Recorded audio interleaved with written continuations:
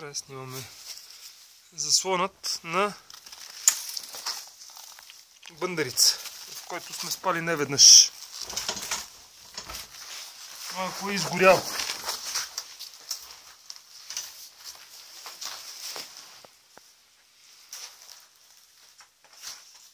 Точно преди по-малко от година спахме тук зимата.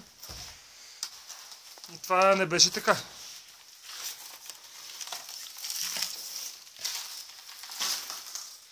Мизерия. И това най-вероятно е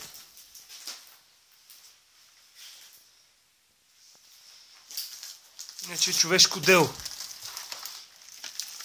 Всичко е изгоряло. Не знам какво заслужава българския турист. Просто акъла не ми го побира. Всичко е фира.